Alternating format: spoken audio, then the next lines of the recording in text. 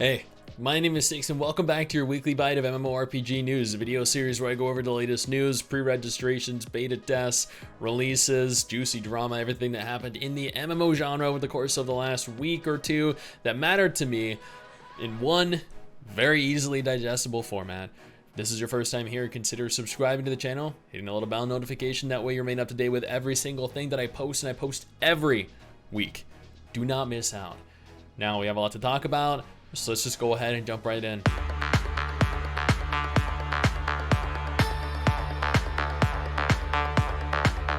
Let's kick this off with Legends of Aria Classic. It was confirmed over on Steam that they are launching on May 9th. We are extremely fortunate to have a passionate community that is eager for an open world MMORPG where risk and reward meet, powered by open PvP where freedom reigns supreme. We're excited to announce Legends of Aria Classic, a return to our pre-Steam early access rule set of 2019. Yeah, this game failed once before, so they're trying again with the same version of the game that failed before. Lineage 2 released a 20-year anniversary celebration trailer. 20 years. My God, I feel old. Skyforge is celebrating its, interestingly enough, 9th anniversary. Yes, Skyforge has been dead for 9 years. I can't believe it. They haven't shut the game down yet, even though there are like a grand total of 13 people playing. Nevertheless, Aion Day 2024 is a time running from May 2nd through May 16th on PC, Switch, and for 2 weeks after the next maintenance on PlayStation and Xbox. Players will be able to celebrate the first launch of Skyforge. Dungeons & Dragons Online is granting players the option of obtaining a free expansion of your choice as part of the Year of the Dragon. Honestly, that sounds like an absolutely great deal to me. Dungeons & Dragons Online is a very fun game. It just isn't really played by very many people. Snoo Oranges 3876 made a thread over on Reddit concerning Dune Awakening, the new MMO or semi-MMO or Conan Exiles reskin Dune game, where he showcased character creation, some of the character models, character customization options, the in-game UI, in-game graphics, everything, and honestly, it all looks surprisingly good. It really does. Final Fantasy XIV released an update on their Dawn Trail benchmark. I know a lot of people were very upset with this. They were like, oh my God, my character looks so ugly now. Well, there were two sides of the spectrum. There were people that were like, my character is so ugly. And then there were other people like, oh my God, my character looks so beautiful.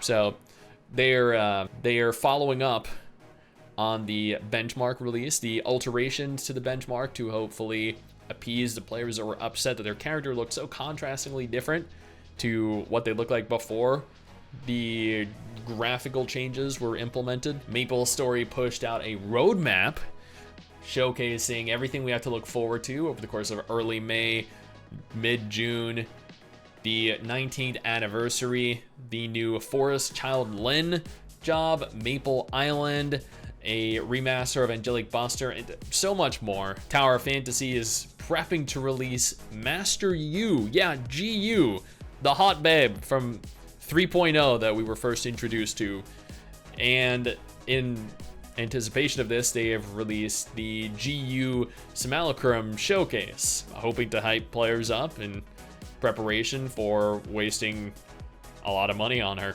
And trust me, if you play Tower Fantasy, or even if you don't play Tower Fantasy, she's one of the few characters in the game that genuinely are worth wasting your money on. Before we delve any deeper into this video, however, allow me to thank our incredible patrons over on Patreon. Your guys' support is why I can continue to make videos like this every single month, and I deeply appreciate y'all being there for me. Nexon is going to be publishing an overgeared themed Project T MMORPG for PC and mobile. This is a cross-platform MMO, apparently based on the web novel and webtoon Overgeared, which has been published for 11 years and recorded 1.3 billion views in Korea. I don't read webtoons, so I don't know what this game is going to be like, but I mean, Nexon are publishing it, so admittedly, I have not played a Nexon MMO that was cross-platform with mobile that was not egregiously pay to win. Doesn't mean they're horrible games, it just means they're horribly pay to win games. Tarisland confirmed over on Twitter that they surpassed 1 million pre-registered players. Thank you for being so supportive. Retweet this tweet and tag a friend for a chance to win a $10 Amazon gift card. Wow. Yeah, win $10 for helping us raise awareness of our game, because you know we're doing a terrible job of doing that ourselves. Potential $10, man. Yeah, don't pass up on that opportunity. Arcade is officially shutting down. Finally, I know. Termination of service notification. As a publisher of games, it is our mission to provide our players with great and enjoyable gaming experiences, so it is with heavy hearts that we announce the official closure of our arcade servers effective June 27, 2024. We have concluded that we are no longer able to provide the MMO we envisioned. The declining number of active players means that the game's content is no longer accessible in the way it used to be, and the experience of it is different from what we originally intended. In light of this, we've made the difficult decision to terminate the live service of Arcade in Europe and North America. So at least they admitted the game was dead, so they shut it down. More games should admit this and just cut their losses while they can. Land of Might MMORPG just released. It is a web-based retro 2D bullet hell MMORPG. Yeah. I mean, if you're interested. New MMOs. Aren't you guys always asking for those? Bitcraft is a game that just launched into alpha testing.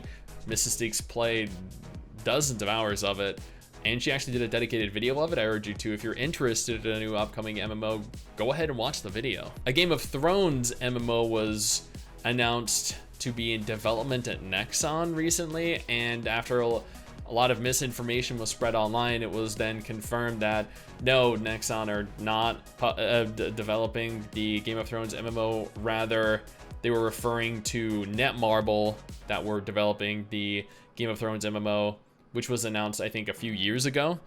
I don't know how all of this got mixed up and how this confusion came to be, but I mean, Netmarble are making a Game of Thrones MMO just like they made a Ni no Kuni MMO? Hey. Age of Water officially released, and admittedly, from what I saw on Steam, it did not have the most positive reception, and you know what, that's okay, because it only launched into early access. They have time to remedy the issues, in theory, before a full launch, or just, you know, close it down. Genfinat announced their server closure. It is with a heavy heart that today we're announcing we'll be stopping production of Genfinat. We want to thank you all for playing Genfinat and supporting us throughout the years. Despite your support, the continuous development of Genfinat is no longer financially viable. Initially, our Kickstarter generated much less success than initially hoped and represented only an increasingly small fraction of the development cost of the game. From there, we were self-funding the majority of our project. When we released Genfinat in its original incarnation last year, we were met with little success, and ultimately we went back to the drawing board. So nobody wanted to play their game, and they made no money from it. So they're shutting down, which is a shame, but it happens. PSO2 New Genesis is holding their 3-year anniversary, and they have a lot of events, a lot of goodies to obtain. God, it has been out for 3 years now, and it has been failing for 3 years now. Oh God. Now, that is everything that happened in the MMO genre that I was made aware of over the course of the last week or two. But if none of this is of any interest to you, absolutely no problem. I got you covered with 2 different videos on screen right now that might be more up your alley.